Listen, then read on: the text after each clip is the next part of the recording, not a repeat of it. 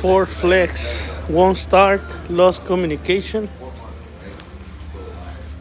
one crank.